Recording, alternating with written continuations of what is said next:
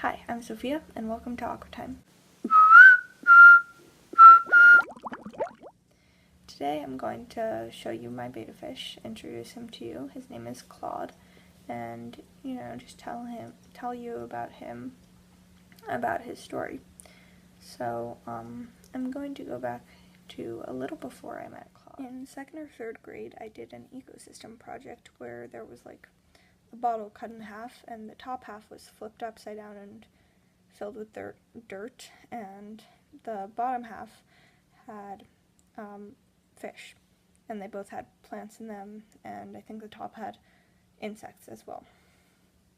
I mean, that kind of ecosystem can't work no matter what, so I don't know, not the best project. But anyway, a lot of the fish had died.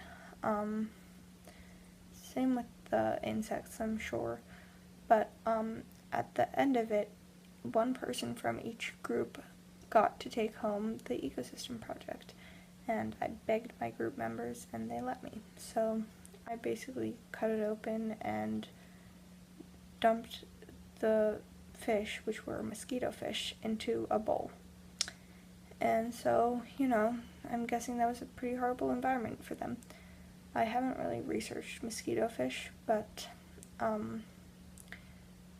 they definitely need a filter if you're going to keep them in a closed environment. So, it was a bad thing for them.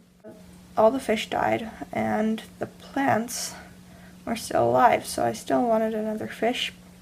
And so one day we just went to Petco, and there was the betta section with all these depressed fish, and I was like, okay, I'll get one of these, I'll save one. So I got this baby boy betta. I was just moving him from one coffin to another. And somehow he survived in that bowl for a few months, and then the bowl got broken, and then we got him a little Aqueon betta tank. It was like 1 gallon, and all he had in there was a little ceramic log, and at one point I put in Anubias nana, so that's all he had for entertainment. It had a filter, but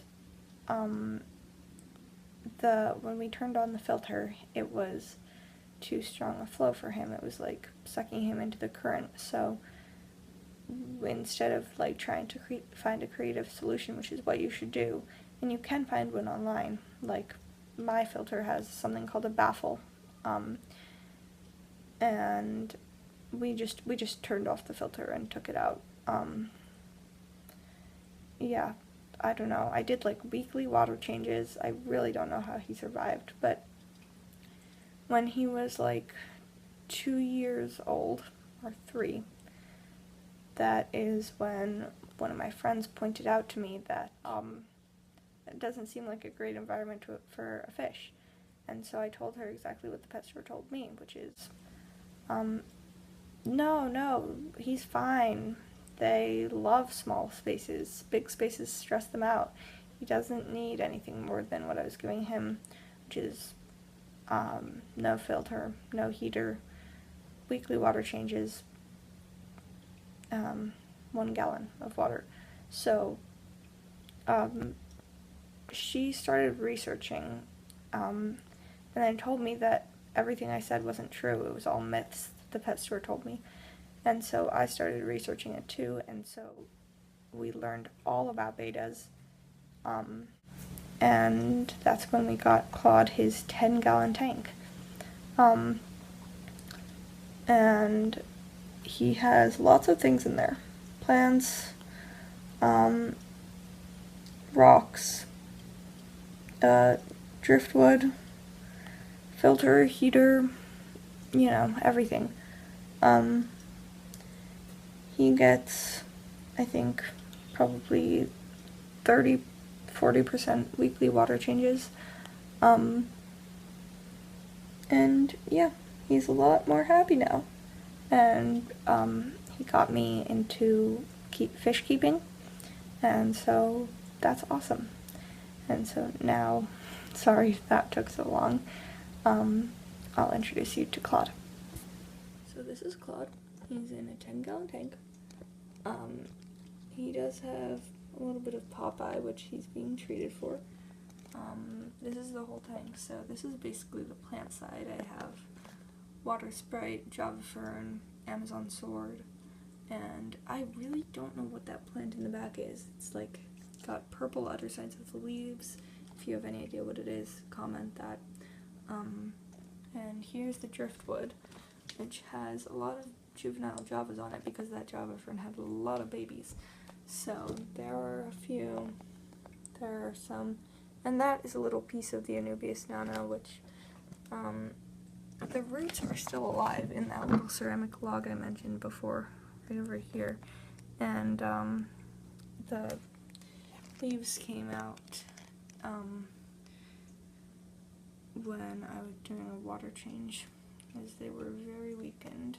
Didn't have water for a little, not water, light for a few days, so yeah, that was a problem. But all the Java ferns survived. Claude is very happy in this tank, and instead of just pellets, which is what he had before, he gets a varied diet. First of all, if you can see all these little dots on here, usually they're moving around more, I don't know what's going on, but those are all what are they called? Copepods. And they're little invertebrates that he eats, as well as pellets, and he has bloodworms that are treats and also frozen food. And also soon he's going to get some mosquito larvae as well. But, you know, that is what it is right now. His temperature is kept at around 80 degrees. There, he wants to be in the camera. Yeah. And that is the tank. And also, this is a filter baffle that I have on it. And it's basically a plastic water bottle cut across the middle, and the ends are cut off. So the water goes down there, and then it comes out the side of the filter. Okay, sorry, I really can't videotape this. It's very hard. Let me just try to take off the lid. So the water goes in there and then out into the tank. So there's Claude. He's a lot happier now. Yay, new tank. And soon we're gonna get Harlequin rasporas. And I know that betas don't feel lonely, but it's kind of weird to just have a 10-gallon tank to one fish. So we're gonna get 7 Harlequin rasporas.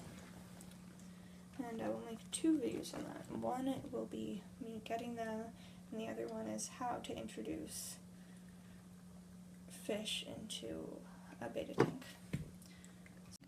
So, if you have a beta, hopefully you're providing that fish with an adequate environment. Betas need heaters. They need to be kept at a temperature of 78 to 80 degrees. Even if you live in a place where that's room temperature, you still need a heater to keep it steady so that there aren't just huge temperature fluctuations. It shouldn't move by more than 2 degrees each 24 hours, so you need a heater. You also need a filter, as you do with all fish, and you should have the bare minimum of space is 2.5 gallons. 5 gallons is a lot better, and 10 gallons is better than that. So I hope you learned something from this video. I hope that you will make some improvements to your fish tanks if you need to. Thanks for watching, and I hope you enjoyed the video.